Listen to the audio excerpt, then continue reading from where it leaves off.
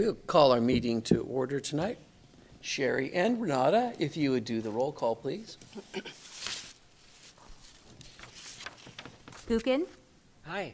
Wood, Here. English, Here. Miller, Here. Evans, Here. McEvers. Here. Let's rise for the invocation. We have Pastor Brock Hoyer with the Journey of Hope Church with us tonight. Welcome. Thank you. Let's pray. Our Heavenly Father, I thank you for the service of these council members and their staff. I ask that you would send to them and their spouses and their children and their grandchildren the fruit of the Spirit: love, joy, peace, patience, gentleness, goodness, self-control. And we ask that you would bless this meeting with your wisdom, and we ask that you would bless our city with a spirit of optimism, that faith would replace fear, and that we would go forward into the future working together. In the name of Jesus, I pray. Amen. Amen. Woody, could lead us in the pledge, please? I pledge allegiance to the flag of the United States of America and to the republic for which it stands, one nation, under God, indivisible, with liberty and justice for all.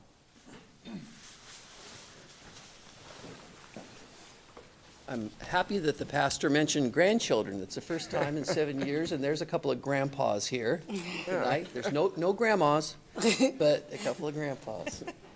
Even a great grandpa. Great. Wow.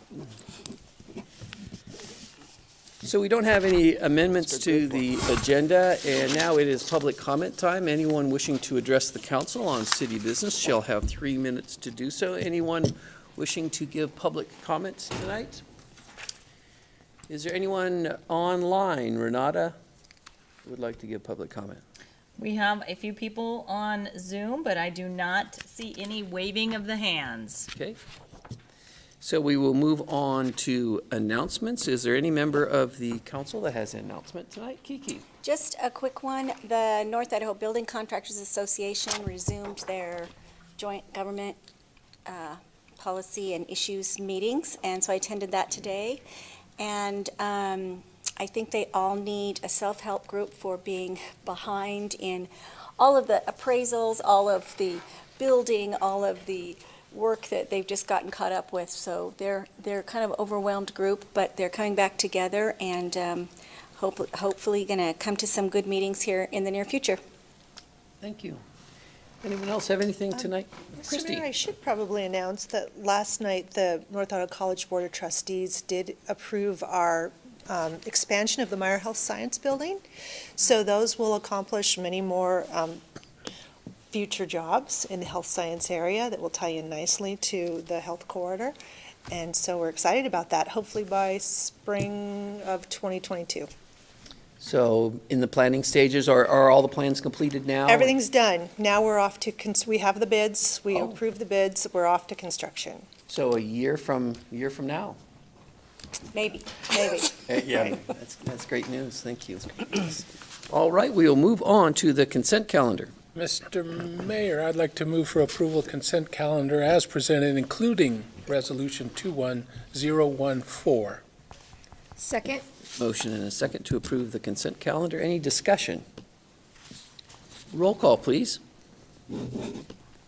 Evans, Yes. Miller, Aye. McEvers, Yes. Gookin. Yep. English, Yes. Wood, Yes. Motion carried. We'll go on to our first item tonight, which is the General Services Public Works Committee. This is resolution number 21-015, as approval of a contract with Humanity Memorial, Inc. in the amount of $75,000 for the public art entitled Monument to Peace and Unity at the Four Corners Gateway. And Troy, you have a featured guest to help us with that tonight. I do, Mr. Mayor and Council, thank you. I have the Mr. John Bruning, who chaired this committee working on this piece of public art and did the interviews with the artists, and we have a little PowerPoint to go along with it, and behind you is a maquette of the said art piece. So welcome, Mr. Bruning. Thank you, Troy. Mayor, members of the council, good evening. Tonight, the Coeur d'Alene Arts Commission comes to you seeking approval of a contract with Humanity Memorial Incorporated for the construction and placement of artwork at the Four Corners Gateway titled "The Monument of Peace and Unity," and it's on display in back of you there. Your staff report details the process that the Arts Commission followed to review the 20 submissions that we received, and to present to you our recommendation. I want to thank the members of the subcommittee who did the work and took the time to make the recommendations to the Arts Commissions and subsequently to the council. It was a very good group to work with, and I really appreciated the time. We had Allison Kutulis and Yvonne Brenzinger were professional artists. Tyler Say from North Idaho College. Monty Miller, everybody knows Monty Miller, our architect. Bill Elliott was a citizen and a resident of the Fort Grounds neighborhood. So that was very important that we have somebody from that neighborhood. Mr. English was our council representative. Sandy Bloom, former mayor, was on there. Stephanie Padilla from the staff was there. And I'd like to give special thanks to Dr. Priscilla Bell, former president of the university, for the work she did in drafting portions of the call, that portion of the theme portion of the call to artists, which was so important to this part of it. There were several key factors that influenced our decision. The first was that the artist captured the theme that was stated in the call to artists, and she really got that. She really nailed that for us. She did her research and homework, and the result is the two statements that will be cut into the steel on the artwork are taken from the preamble and principles of the Kootenai County Task Force on Human Relations. And she researched all that and brought that into it. Probably the most influential factor was her interview that we did. And I think Councilman English would agree, because he was there for that interview. After hearing her present to us her thoughts behind the art and how she took the theme that we had established and transformed that into the art, there were really no questions as to what our decision would be. All of the interviews we allowed 20 minutes for each interviewee, and we had to cut her off at 30 minutes. Talk about enthusiasm. She had it. I wish all of you could have attended that interview, and I think Mr. English would agree with me on that too. It was very powerful. The last one was that the artwork be sturdy, durable, and be low maintenance. And it's cut out of 5/8" steel, and it will be lighted, and it stands 24 feet high. And so I think it'll be durable to the weather and any vandalism that may happen. It's going to be a very sturdy piece. So, Troy, do you want me to go through the Yeah, if Chaz could bring up that PowerPoint. Okay, there, all right. There it is. Another feature of it is interactive. You'll be able to get inside. I don't think it shows people standing there, but it's large enough where people will be able to go inside and look up. Really? And so that's pretty cool. There are the dimensions of it. And this is some of their other artwork that they have done. The one on the left there was done in New York City there at the World Trade Center, former site of the World Trade Center. So that's kind of briefly my presentation. I told Woody I would keep it short, so. So anyway, I'm open to any questions that anybody may have. John, I'm sure it's in here, but how tall will the? 24 feet. 24 feet, okay. And it's 5/8" steel, and it'll be lighted from the bottom up, so that'll be very cool. And I think everybody knows where it'll be. There's that little grassy swale just to the east of the parking lot for the carousel.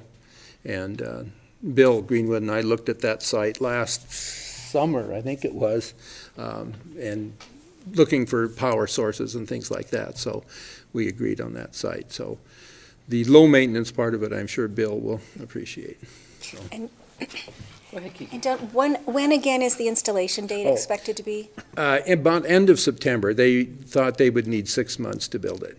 So we hope to get the contract to them, get it signed, and get them started quickly, so we can make it by, you have a dedication when the weather's good and so forth. Other questions? So- Christie? Just a comment, Mr. Mayor, this is my second time I've got to see this beautiful piece of art. I was at the General Services meeting, and it's gorgeous, and speaking for the task force, I'd just like to say to you, John, and your committee, that you've just done wonderful work choosing this art. The message is what's important, and I think this will be a long-term, beautiful project for Coeur d'Alene. I would ask, I think I asked you at the General Services meeting, that the Arts Commission carry on, consider even more of this kind of art. One of the projects was Hometown Heroes. Love to see that in the future. And maybe starting over, put it out to all different artists, if that's something that could be considered. Just putting a plug in for that. Yeah. But very thrilled with what you chose. It's beautiful. Can't wait to see it. Well, thank you. Yeah, we will, the part of the commission meets again next week, I think it is, and I will present that to them at the. And I, too, would like to thank Dr. Priscilla Bell for Yes. bringing this forward. She tried to carry the ball from the get-go, and of course, the Arts Commission jumped right on board with it, and now we're going to have this gorgeous art. Yep. So thank you. Thank you. Other questions? I Dan? just have comments. I don't have Okay. questions for John. Okay. Go ahead, Dan. Did you have? No, if someone else has a question for Oh. John, they should go Oh. ahead. Oh, just a comment after Dan's. Okay, well, Dan, go ahead. Sure. So I didn't know the piece was up there, and so we could actually see it if you didn't see it. It's right behind us. It's going to be bigger than that. I have some issues with this, and it's generally with art, so it's not specific to this. It's not reflecting on the artist or the choice of materials or the execution.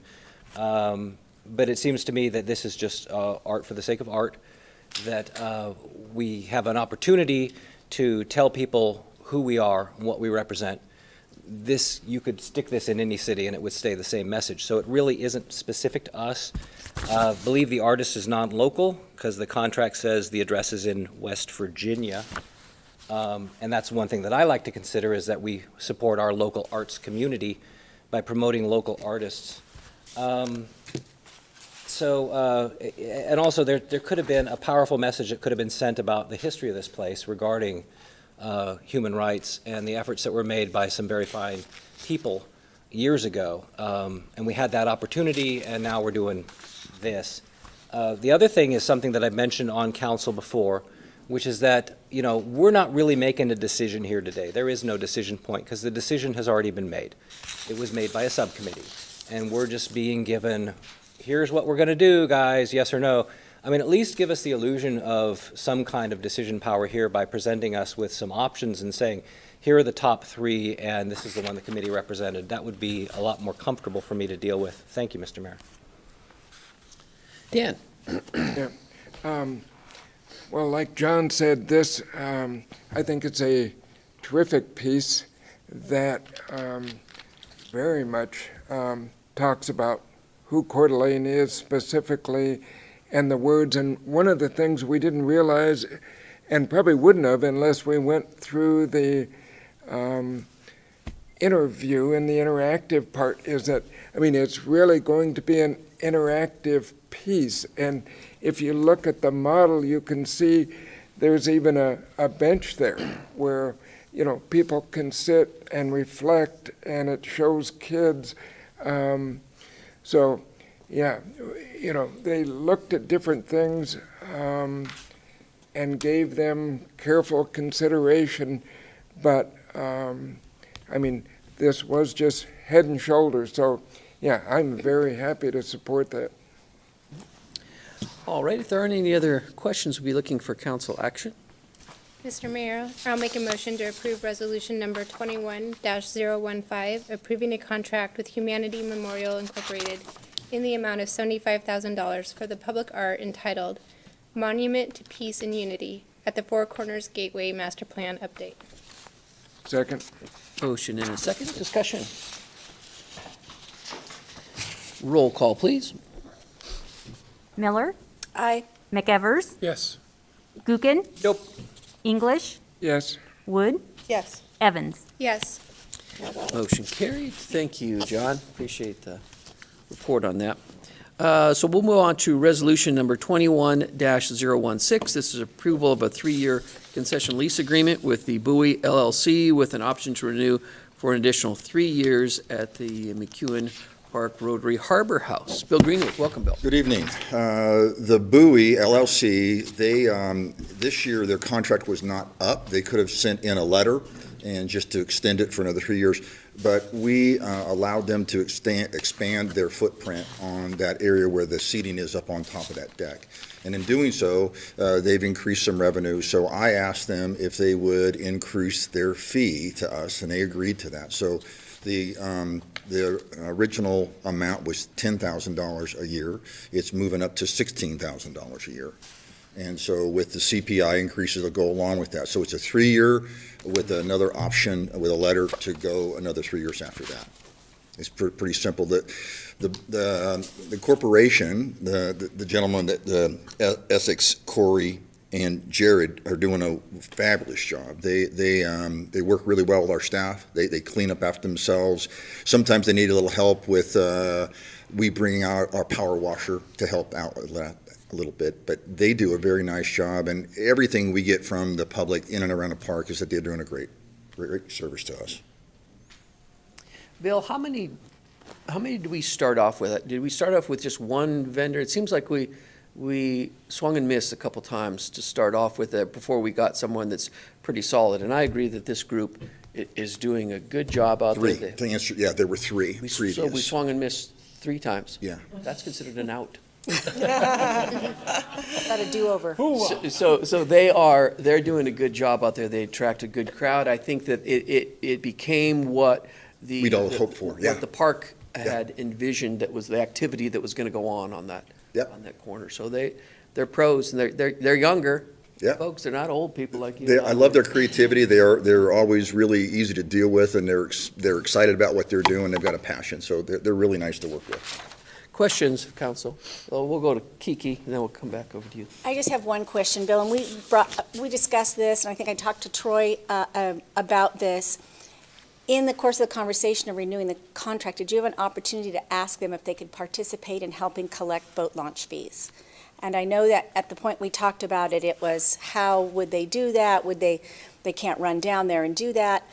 But I think part of the idea was that if there was a place with signage that says, pay your boat launch fees at that cash register, and they had the ability to track and collect, it basically keeps honest people honest and has, a natural cash transaction point to do that. And I just I think it wondered would if be there was. difficult for them. The disconnect in the distance would be hard. Did you discuss it with them, was my question? No, no, this is the first time I've heard of this angle. So I had remembered something about them helping with the mooring dock fees, but not the launch fees. The launch fees are a little bit further away. And I've toyed with the idea of trying to actually man that with somebody, but it doesn't pencil. By the time we have a staff person, like a harbor master of some sort, we won't be making any money. It'll just be paying the fee of that individual that's monitoring that.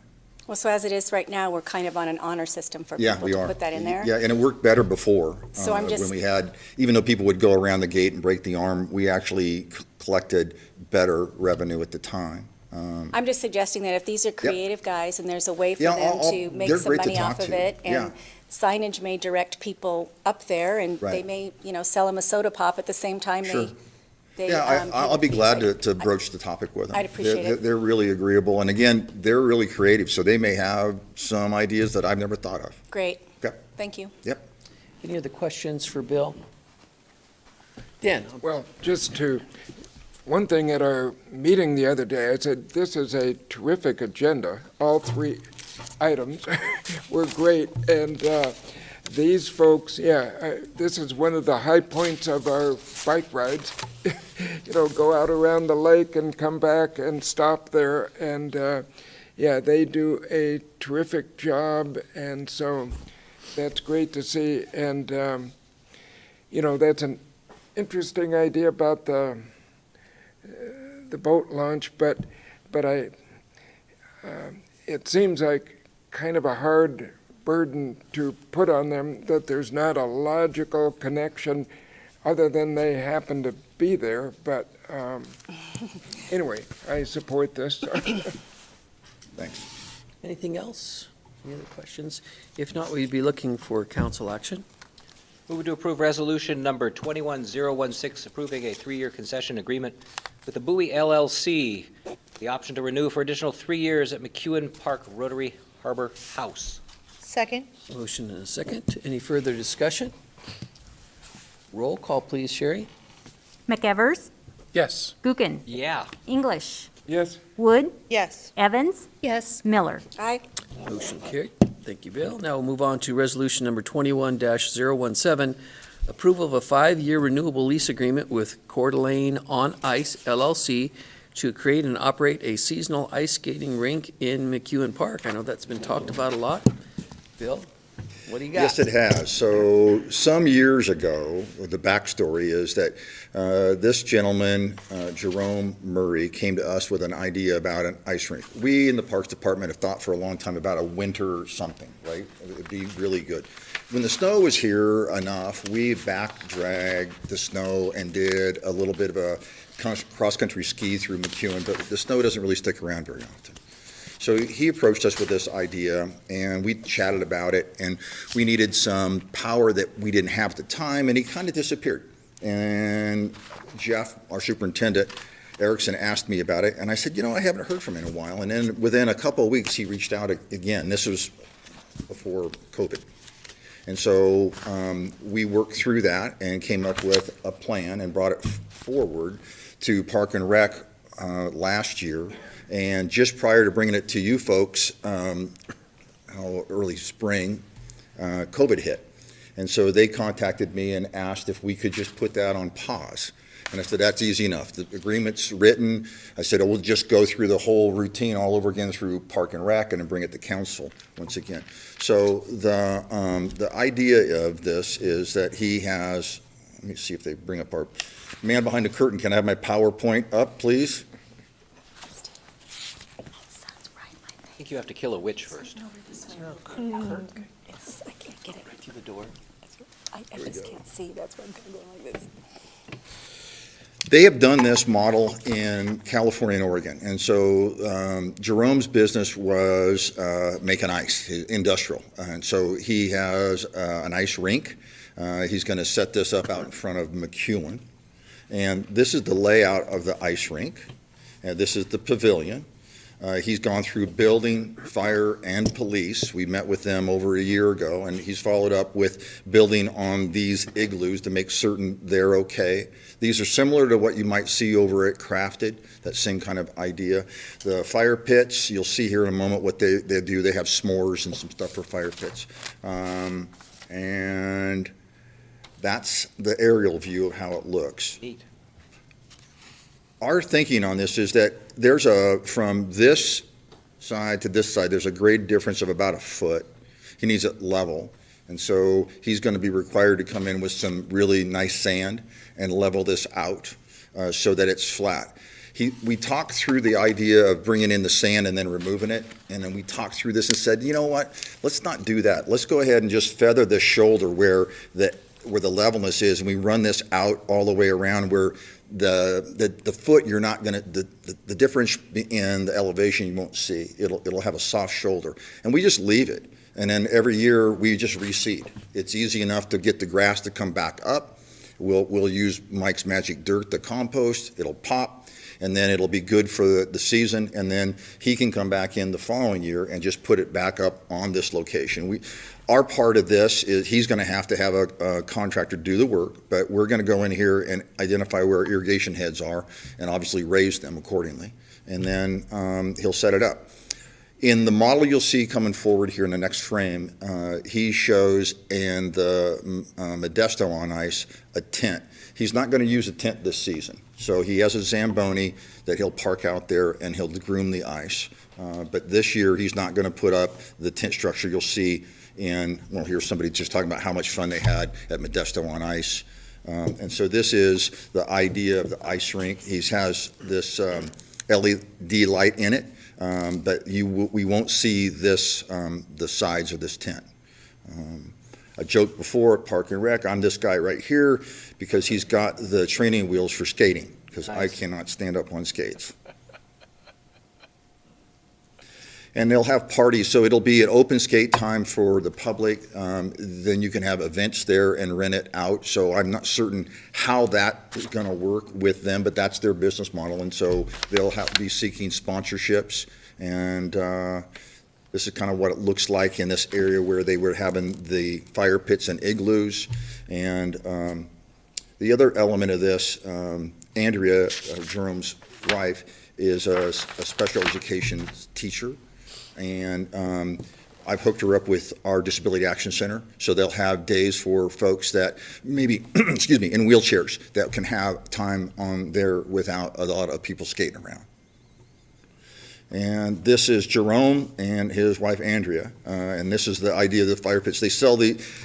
They'll sell these boxes with s'mores in them, so you can get the s'more pack, and it has all the stuff in it, and you can go make your s'mores and then have some hot chocolate and some coffee or some soft drinks, and that's it. Nice. Bill, will they have full concessions or just that? No, it'll just more like packaged stuff that they won't have to have no, they will not be cooking food. I know people have been asking for it for a long time. Yep. For something, and we definitely need more winter activities. Questions for Bill? Woody? So Bill, it says it's only going through the holidays, huh?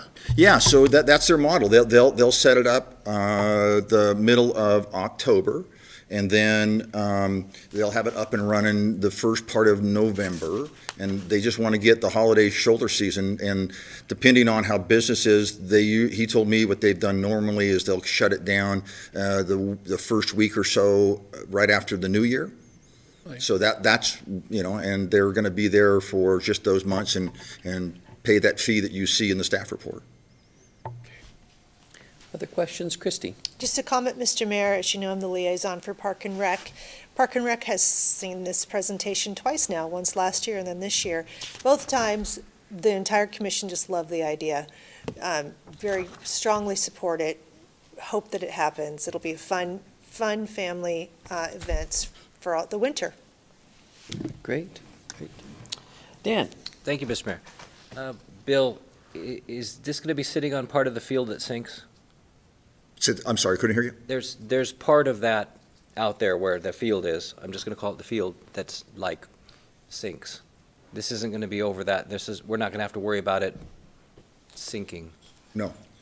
So you're talking about that piece back in that back corner? Yeah. No, so the location where this is, it's really firm, right out in front of this. So we've had a little bit of wet area back here, and then way down this direction near the Harbor House, we have some really bad spots. But when the field was redone, there were some compaction problems, yes. And so some of there, you might even walk through there and see a little bit of surface water, but it's because we're still working today with a pretty good deep tine aerator, because that surface tension, if you get down below that a little bit in some spots, it's still firm as this is, just below there. So we're going to be okay. It's a good location. There's power sources here for his concessions, and we have another power source over here where his chiller will be set up, and he'll have some lines run this way. And one of the things I forgot to mention is that, we've always done the snow removal through here. We'll continue to do that. They're going to assist with that in our off hours because our quitting time's 4 o'clock. And so they'll make one run through here at the end of the day. And then if it keeps going on, they're going to have to help a little bit, but the next morning we'll be on it again. Okay. Just because ice is heavy, so just let you know, there's a lot of weight out there. Yeah.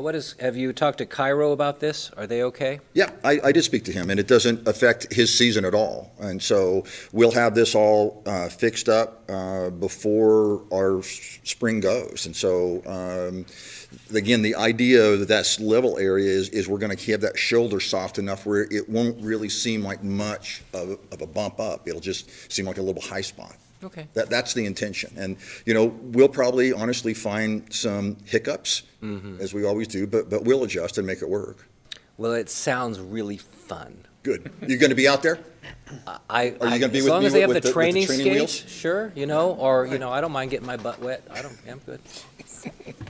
Kiki? I just wanted to mention, I did talk with Mike Gridley about this, and I think you may have gotten an email regarding liability for the city with this kind of an activity, and he assured me that they are providing insurance that is adequate to cover anything that might happen there, and correct. that you have any associated expenses covered. So this is a great public-private partnership that does something good for the Yeah, community, thank you. so. Yeah. Any other questions for Bill? If not, we'd be looking for council action. Mr. Mayor, I move to approve resolution number 21-017, a 5-year renewable lease agreement with Coeur d'Alene on Ice LLC to create and operate a seasonal ice skating rink in McEwen Park. Second? Motion and a second. Any further discussion? Roll call, please. Gookin, Yeah. English, Yes. Wood, Yes. Evans, Yes. Miller, Aye. McEvers. Yes. Motion carried. Thank you, Bill. So on to other business. This is approval of the third amendment to the lease agreement with New Singular AT&T. Terry Pickle is going to give us some information on it. Good evening, Mayor and Council. I would have preferred to take this through our committees typically, to make it a proper process. Unfortunately, the time crunch is kind of running against us for the AT&T. They must have backup power sources for government contracts that they have acquired. So I just wanted to go ahead and bring it forward to council to get it. It's a very simple adoption. They're going to be leasing additional space, to the tune of about 75 square feet for a new generator to provide backup power for the facilities. So we ran through this a few years ago with T-Mobile that did exactly the same thing, and we came up with a agreement for a rent increase of an additional $500 per month to cover the use of the facilities and any maintenance that we would incur on our part. We will have to move a sprinkler line to accommodate the new generator location. It'll be on the north side of the tank, and so it will, it's not going. Okay. So, lovely. Sorry about that. Chaz, can you bring that up on the screen? He's running the thing now, okay. Anyway, we had a short PowerPoint. Sorry about that. Don't know what's going on there.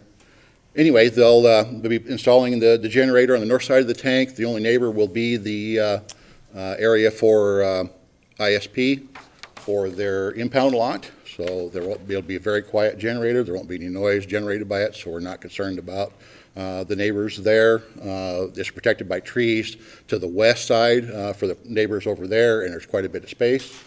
So, anyway, it's a very simple contract. So it'll raise their monthly rent from $1,000 in 1918 to $1,500 in 1918 a month, and they have a 10% escalation factor every 5 years. This summer will be the next 5-year leap on that, so we'll probably have to do a little bit of negotiation there. I had researched leases in the area. We're kind of about mid-range for that, and if you look globally wise, we're kind of on the edge of the population patterns for rent increases. Wow. So, That's cool. yeah. Do it again. Yep, so Special what I'm looking effects. for is council approval for an agreement of the contract and authorize the mayor to sign the contract. Questions for Terry? Pretty straightforward. If there aren't any questions, we'd be looking for council action. Mr. Mayor, I'd like to move to approve Resolution 21018, approving third amendment to the lease agreement with New Singular AT&T, and one more shot at the Terry disappearing. Yeah. Second. Motion and a second. Any further discussion? Roll call, please. English, Dan, Oh, you're up. yes. Oh, I thought, yes. Wood, Yes. Yes. Evans, Yes. Miller, Aye. McEvers, Yes. Gookin. Motion carried. Terry, before you go, I just want to say I had an opportunity to fully tour Terry's new water building, and I think I have. Dan Gookin, you have toured it? Yes. Other council members? No, I want to. Have very toured much. it. I would suggest you get out there.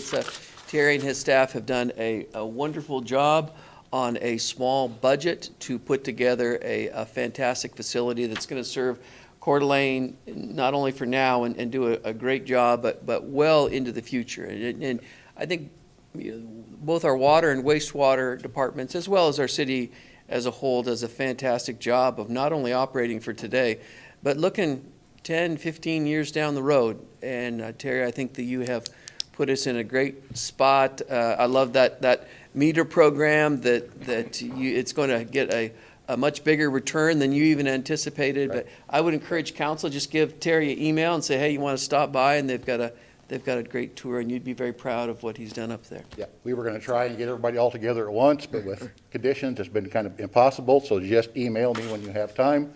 I'll be happy to give you a personal tour. Yeah. And Mr. Mayor, I was going to add that they built it without incurring any debt for the public. Yep. Yeah, and it's a great facility, so. Okay. All right. Thank you. Thank you, Terry, appreciate that.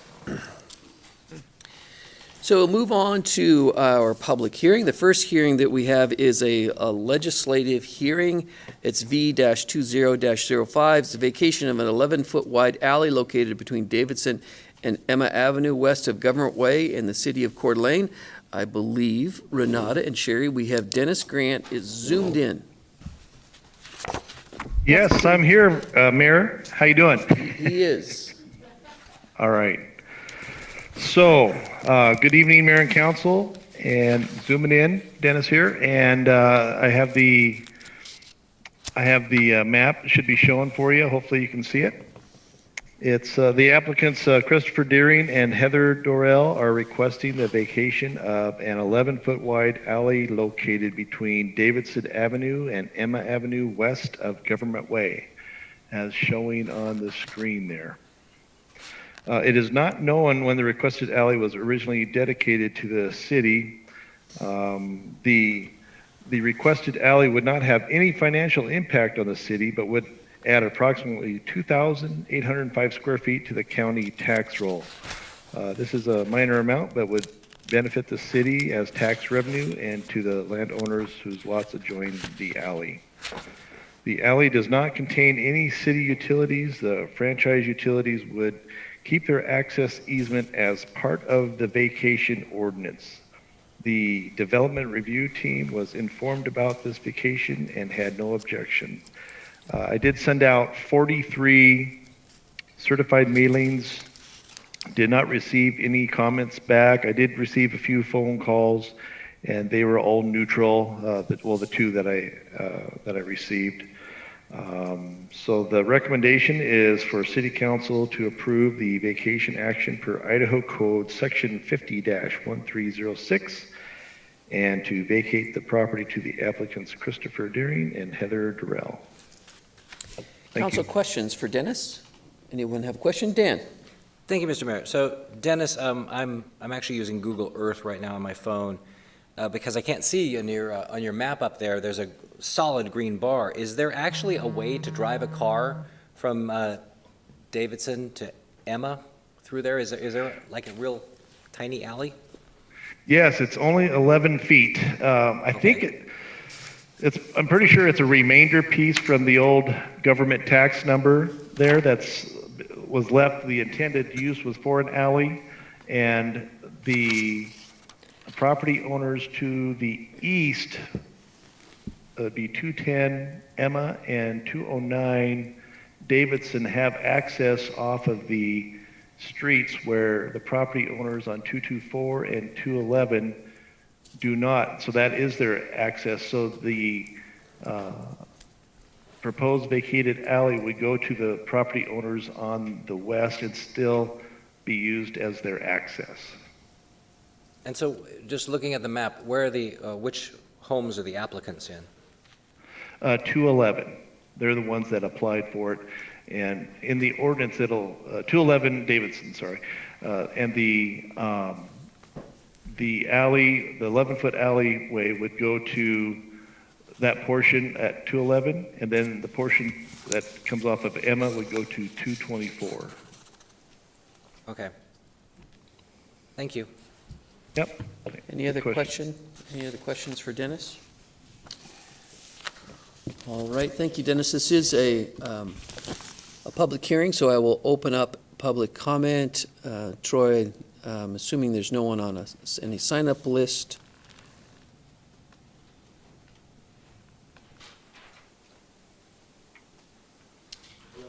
Okay, and we're not anyone out on Zoom that wishes to comment on that? We have no waving of the hands, and we didn't have any electronic signups on the web. Okay, so I will close public comment and look for council action. Mr. Mayor, I'd like to move to dispense with the rule and read Council Bill 21-1004 once by title only. Second? Motion and a second. Any discussion? Roll call, please. Wood, Yes. Evans, Yes. Miller, Aye. McEvers, Yes. Gookin, Yeah. English. Yes. Motion carried. I will ask Sherry to read the title. Council Bill Number 21-1004, an ordinance of the City of Coeur d'Alene, Kootenai County, Idaho, vacating an 11-foot wide alley, generally described as a parcel of land located in Government Lot 13, Section 11, Township 50, North, Range 4 West, Boise Meridian, Kootenai County, City of Coeur d'Alene, Idaho, repealing all ordinances and parts of ordinances in conflict herewith, providing a severability clause, and providing for the publication of a summary of this ordinance and an effective date hereof. Mr. Mayor, make a motion to adopt Council Bill 21-1004. Second? Motion and a second. Any further discussion? Roll call, please, Sherry. Wood, Yes. Evans, Yes. Miller, Aye. McEvers, Yes. Gookin, Yes. English. Motion carried. So we'll move on to our second public hearing of tonight. This is a quasi judicial hearing, and I'm required to ask if any council member has any conflict of interest in this matter. Seeing no conflict of interest, we will have the staff report by Mike Beharry, and this is A-1-21. It's a proposed 21.6 acre annexation from county agricultural, commercial, and light industrial to city R17 and C17. This is located at the northeast corner of Wilbur Avenue and Highway 95. The applicant is Dodge Heritage LLC and JB Dodge Company. Mike. All right, thanks. Good evening, Mayor and Council.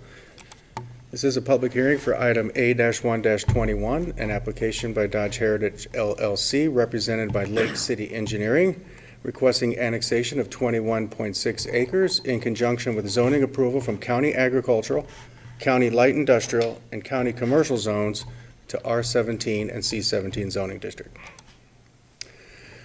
The location of the property is located immediately northeast of the intersection of US Highway 95 and Wilbur Avenue.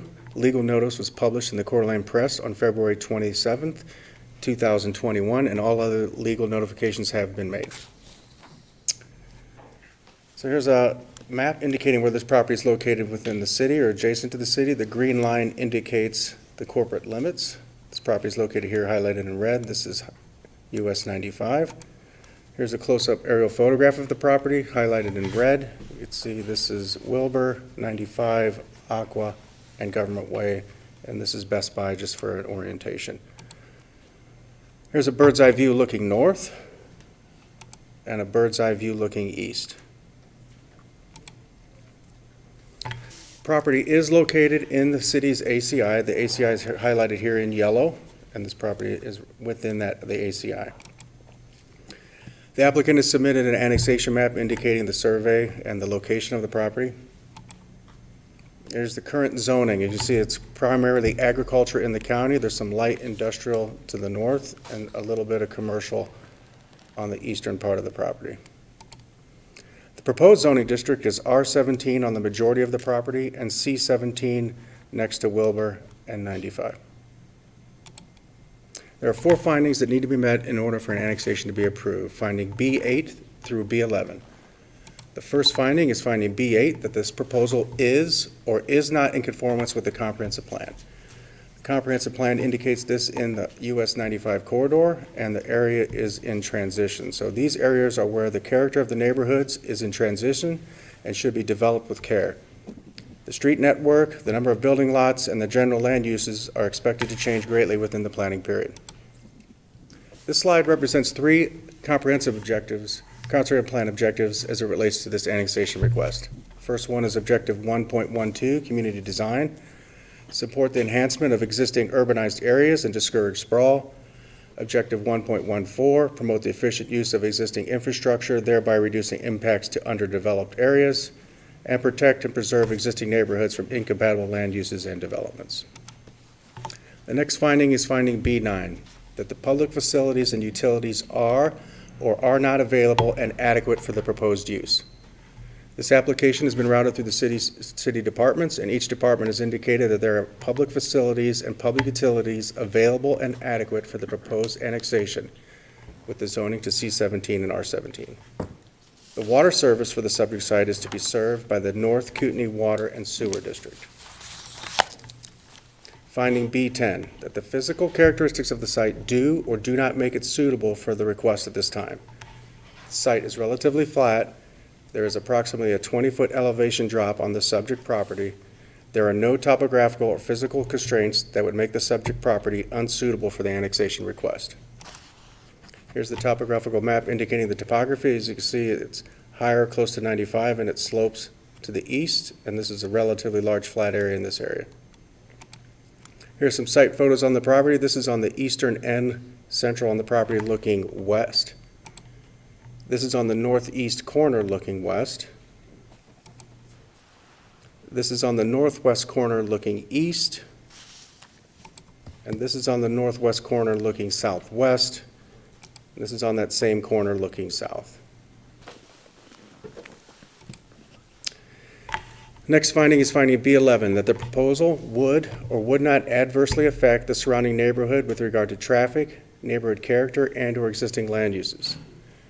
The city engineer has indicated that the proposed annexation itself would not adversely affect the surrounding area with regard to traffic, as no traffic is generated from an annexation alone. Without knowing more specifics about the proposed development, traffic generation can't be accurately estimated. But based on the request for the zoning of R17 and C17, the increase in traffic is expected to be easily accommodated on Wilbur and Government Way.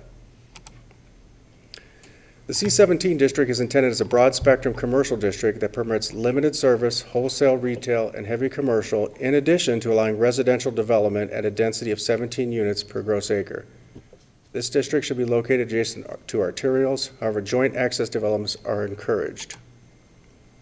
The proposed R17 district is intended as a high to medium density residential district that permits a mix of housing types at a density not greater than 17 units per gross acre. Here's a land use map indicating the surrounding land uses. To the north is commercial, also to the east is commercial, to the southeast civic use, and some commercial to the south and to the west. There are 5 recommended items to include in the annexation agreement. And the decision point is the annexation of 21.6 acres in conjunction with zoning approval from county agricultural, light industrial, and commercial zones to R17 and C17 zoning districts.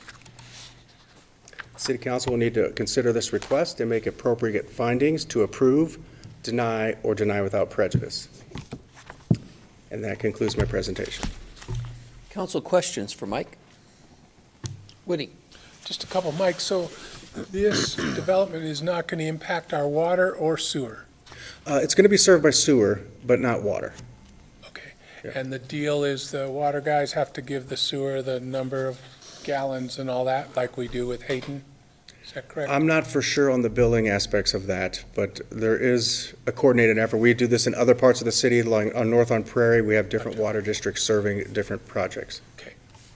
Thank you. Troy, could you maybe give us some info on the billing on that, since sewer does come through water usage?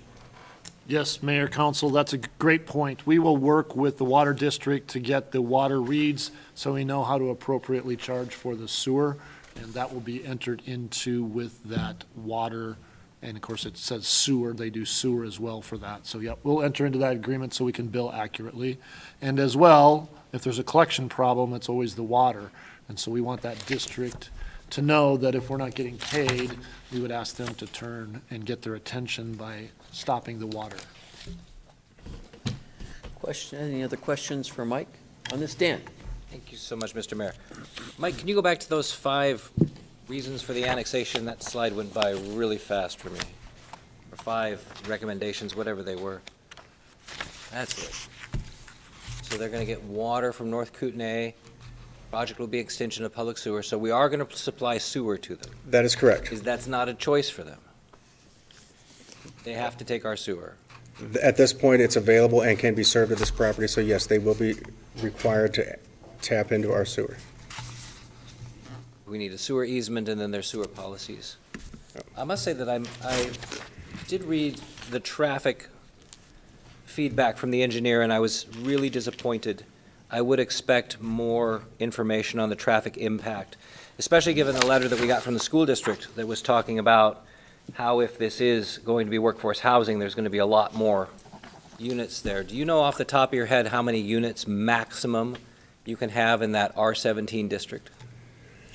I would say 20 times 17. It's approximately, there's 21 acres if they did the whole project 340? in R17. So 340 units. Possibly. Times Yeah. 680 cars going in and out of there, Government Way, Wilbur, twice a day. It's a lot of traffic for us just to say in our engineering report that the increase in traffic is expected to be easily accommodated on Wilbur and Government Way. I mean, I'd like to see the level of service at some of those intersections before we approve dumping 640 potentially more cars. And I know that's based on the zoning. I know the project is different, but we got to look at the zoning. And I would say that's a lot heavier than just saying, without knowing more specifics about the proposed development, traffic generation can't be accurately estimated.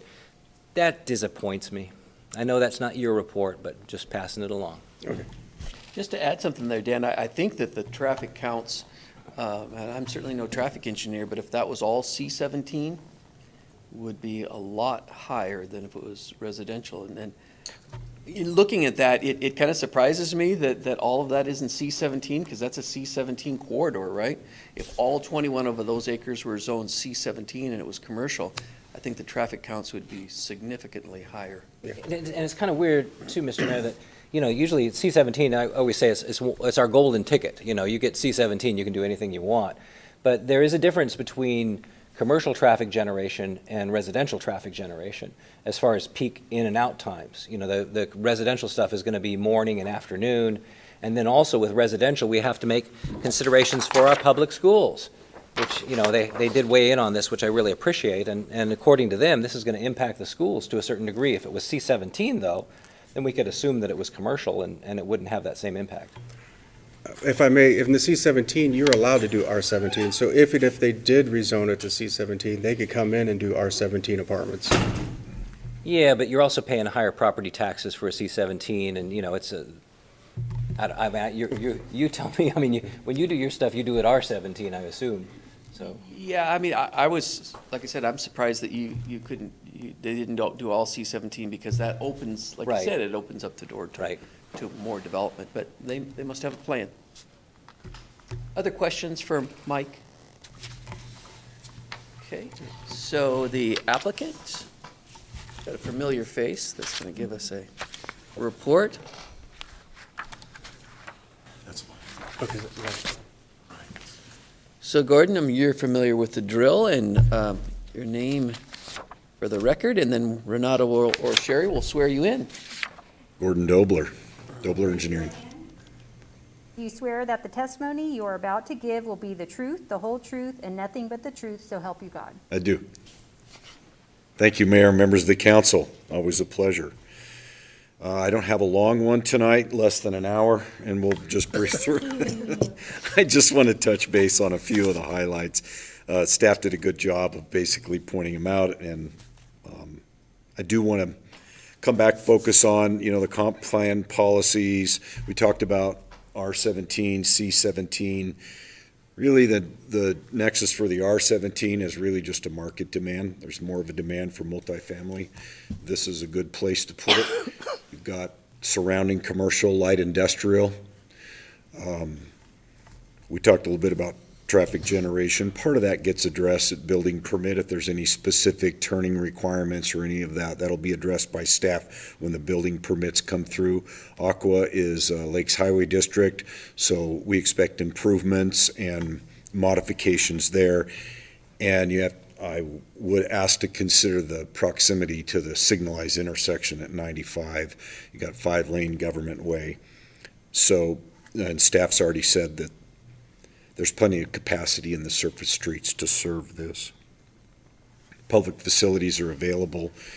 It'll be served by City of Coeur d'Alene Sewer, as staff said. Water is a bit unique, but not unprecedented. We did Sunshine Meadows with Hayden Lakes Irrigation District. Troy would remember that. Fairly smooth. And there does have to be, I think we ended up with an MOU on the water and all that. So North Kootenai expects that. And they can serve it.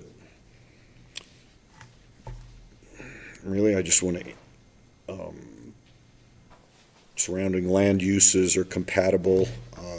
I guess that's pretty much it. Just point out we think it's a good fit, better than others. There you have it. Questions for Gordon? Kiki? Gordon, I have a few. Hope you know them. To continue this discussion on the differences in traffic generation, I had a few things. One is, do you know if on Aqua Avenue in you turn left, is that a signalized light that you can turn left onto 95, or is it right only onto 95? It's right in, right out, and a left off. Or left out. No, I'm kidding. I just throw that at you. So if you're southbound on 95, you can turn left into Aqua. Okay. But if you're on Aqua, you cannot go Across, left so you can to only southbound. go right. Correct. Okay. So then, I guess as I was looking at that on traffic, it would assume that if you were going to exit the residential side of that onto Aqua Avenue, you would only turn right and then turn right on Government Way. So it would put all those cars down Government Way if they were heading south towards Coeur d'Alene, correct? Correct. Okay, so that's their only exit there. So that gave me a little bit of concern about the density when we're talking about only one way out of that side. Oh, no, There was another way out on Government Way? There's two accesses onto Government Way, and there'll be a third onto Wilbur. But there's two. One's onto Aqua, and the other's directly onto Government Way. And then the third onto Wilbur basically is just coming off of the commercial zone end. Correct. So that's kind of going to be the commercial in and out rather than the normal residential pattern, I would guess. Do you know the traffic count difference estimates between commercial traffic zoned property and residential, or R17 zone? I mean, commercial is a broad spectrum. Right. Anything from warehouse to retail. So multifamily is less than like a sit-down restaurant, high-use retail. It's probably 2/3, depends on the use, for commercial. For, service-oriented commercial, multifamily is about the same. Okay, then do developments like this have to accommodate for school buses in and out? Do you have to have that kind of? So that's a great point. The school district comes through and identifies school bus stops. If there's enough generated here, they would identify a school bus stop. It probably would not be within the development because they don't want to get the buses in somewhere where they have to turn around. It would be either on Aqua or on Government Way. Okay, so that puts a little bit more congestion there too. Then the other thing I had written down, do you know off the top of your head what the civic property across the street, across 95 is? Do you know what structure, what building? That's a recovery rehabilitation facility? Yeah, Okay, what he said. okay, I might have another one later. Anyone else have questions for Gordon? Christie? Thank you, Mr. Mayor. Maybe Gordon might not remember, but the chief would. Is this the old property where we had the homeless camps? Same property? Yes, it was. And then it was, and part of that was Lance Douglas's piece south of Wilbur. So Harlan. Yeah, that's where the focus was, at least that's what I'm aware of. Okay. This piece behind the cemetery, to my knowledge, did have a bit of an issue off of Aqua. Yeah. Yes. It I was, think that the big issue there, I thought, was behind Target. yeah, but it's extended into this.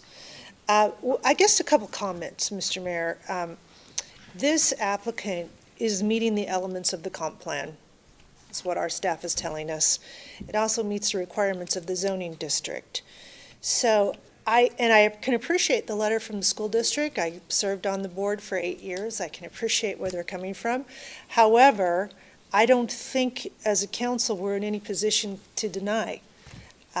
If we denied, they would appeal. We have no grounds to deny at an appeal, and then you find yourself possibly in litigation.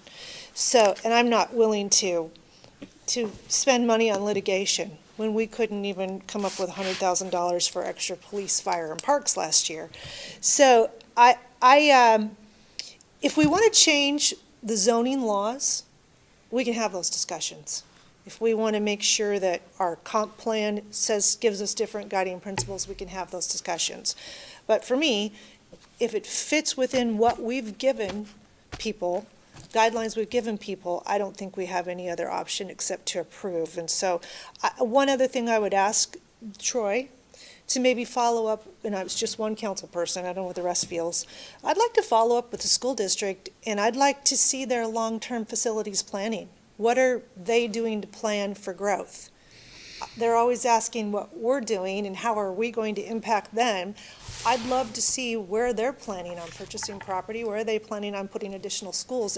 I think it'd be very helpful to us. So I'd ask for that. And then the other thing I would ask out of staff, I've asked this before, hopefully this time it sticks. When we get a recommendation on zoning, we hear from the fire department and streets. I'd love for them to reach out to the police department and have the police department also put a narrative in the packet in the future. That's it. Good point. Other questions for Gordon? Woody? Oh, I was going to ask Wes, could you, Christie's thoughts that wants an annexation, if it fits the criteria, it's an automatic yes. Can you address that? Is that true? I've never heard it quite put that way. If you feel that it meets all the criteria, you have the authority to, I'm in a world where it's always hot, sorry, and you push it to keep it quiet. Okay. It does meet all the criteria, however, it's a request for annexation. So the city council ultimately has the determination of whether or not you want to grow the city in any particular direction. So does that answer your question? Oh, yes, it does. Thank you. All right, anything else for Gordon at this time? Mr. Mayor? Yes. If I might, I'd like to add a comment to the school district's letter. And those who have served on the planning commissions have seen the school district's letter. But interestingly enough, kind of counterintuitive, but multifamily actually generates less students per 100 units of dwelling than single family does. The Urban Land Institute did a study back in '05 that kind of actually looked at the demographics of multifamily and the statistics, and typically 100 units, say 100 apartment units versus 100 single family, the multifamily will generate almost only a third of what a single family would. And it's because of the demographics. It's because the types of families that live in multifamily versus the types that live in single family. There's just more kids that live in single family. You typically have retired and newly married. Anyway, it was an interesting fact, and it's been documented, but it comes up from time to time, but I just wanted to share that. And Christy makes a good point, is so we get these letters from the school district, but we don't have any idea on what the long-term plan is. And we're a growing community. We're growing like crazy, right? And we last built a high school in 1994, is when Lake City High School, so that's 26 years ago. And I believe we last built a middle school maybe around 2000, which was Woodland. Yeah, So I guess what we as a council need to get educated more, okay, the school district is in as raising some concerns about growth, yet we don't know what their growth plan is. So maybe, Troy, if you could supply whatever their plan is to council, we can educate ourselves more on what the issues they're facing, and is there plans in the works to make a new middle school? Is there plans for a new high school? We're probably in the same boat as the Boise Valley, right? Mm-hmm. And I don't know how many high schools they've added recently in middle schools, and I know land is a challenge. But it's good for us to educate ourselves on the schools. Dan? Mr. Mayor, a few months ago, I had actually suggested that we could get together with the school board and have that as a topic, if we wanted to, on how we can cooperate more and understand how, because we are partners, in the area, and a lot of people think we're the same organization, but we're not. But just to get together with their board and to discuss some of these issues that we have in common, I think that would be really good. As long as the school district doesn't do a slideshow, I'd be on board with that. Yeah. I got one. We'll think about that. Maybe we'll get the report first, and then we'll decide. Thanks. What do we want? I have one more. Oh, go thing, ahead. too. I'm sorry. I just wanted to follow up, since we're talking about the schools, and Christie, I agree with the comp plan, that's where we need to change zoning. So that's what our obligation is here, is to pay attention to that, and I'm not interested in putting us into a litigation situation either. But I did want to just, since we were talking about the school letter, that we received another letter that we received from our attorney, and it was in regards to the Development Impact Fee Act. And Wes, you may be back on this one, but my understanding of that is that the city can't, even if we as a council said we want to push fees off onto a developer to help fund schools, we can't collect fees and gives them to the schools. So maybe I simplified that, but isn't that where we're at with that right now? Yes. Gosh, I love an attorney with short answers. So rare. I just think sometimes the public doesn't understand that that's something that we couldn't do, even if we decided it was a great idea amongst the six of us, it's not something we can legally do. So having the plan for what the schools are going to do in the future makes much more sense. All right, thank you, Gordon. We may have questions later, but we'll see. So now is the time to open up the public testimony portion of it. I don't have anyone on this sign-up sheet here. Sherry and Renata, is there anyone out? There's no one. There's no one out, okay. So if we don't have any more public testimony, we'd be looking to see what council's will is tonight on this topic. Mr. Mayor, Yes, Christie. I could make this long motion. Make a motion to approve A-1-21-A proposed 21.6 acre annexation from county agricultural, commercial, and light industrial to city R17 and C17 located at the northwest corner of Wilbur Avenue and Highway 95. Applicant Dodge Heritage LLC, JB Dodge Company 11, to direct staff to negotiate an annexation agreement and develop the necessary findings and order. Second. Motion, and I'll let you pick who had that second. There was a couple of them. Did you get the second? Okay. Further discussion? Dan? Thank you, Mr. Mayor. So, Woody, you always say that when it comes to these annexations, it's about sewer and water.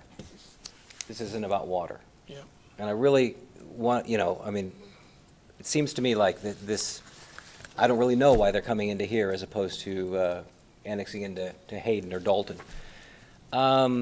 The capacity is huge. Like the school district letter says, school district is well aware of the need for affordable housing in the community, but we would be much more supportive of lower density such as R8 or R12. And yeah, I see their point there too. It's not just the capacity of the streets, it's the use. More cars on the street tear up more street. And there's also a quality of life issue here too. You get a lot of traffic there, a lot of people. You get longer lines at the grocery store and at the bank and at the DMV. And these are other things that we should consider that aren't really listed in the comp plan or aren't one of the findings. And it's just a lot of people. I'd be happier with, like the school district said, with a lower density, or like the mayor said, with just C17, making it commercial. So I will not be supporting this annexation. I don't think it's appropriate. Thank you. So Dan, there was an error in that school district letter that you can't build multifamily in R8 or R12. I'd still be happier with R8 or R12. Yeah, but just to clarify, Okay, thanks. that letter wasn't correct in that you can't build multifamily in those two zoning Very good. districts. Any other discussion on that? Just one thing, I had some information on the water rights thing, and from my understanding is that how the water districts go, they have the right to provide the service to them prior to the city, and the city couldn't put that infrastructure there anyway. Did I simplify that one too much? Okay, so I got another yes, so I've got that answer correct, and I think the public needs to know something about that. I still have concerns about the traffic, and especially when we're talking what type of housing it is, but I also feel like it does follow the comp plan right now. They could have pulled this in at C-17, which could have given them a much higher traffic impact on our streets and roads. Is that kind of where I get that part right now? And so I do think that through conversations and meetings with planners, they reduced their plans and lowered their density to what they actually could have asked for from the city. And so although I think we're all feeling the stress of, that encroachment, we have to balance our inventory of what apartments and this type of product is out there in order to make some effort to keep the rental rates in some sort of a reasonable fashion, I think, as we move forward. So I was kind of leaning towards not being on board with this one, but I think that there's been concessions that have been made, and this is going to provide the least amount of impact to an existing neighborhood, so it fits the best in the middle of that spot for that type of unit. That's my thoughts on that. Any other discussion? Okay, roll call, please. Evans? Yes. Miller? Aye. McEvers? Yes. Gookin? No. English? Yes. Wood? Yes. Motion carried. Mr. Mayor, I'd like to move that being no other business, this meeting is adjourned. Second. Motion and second to adjourn. All those in favor? Aye. We are adjourned. Thank you, everyone.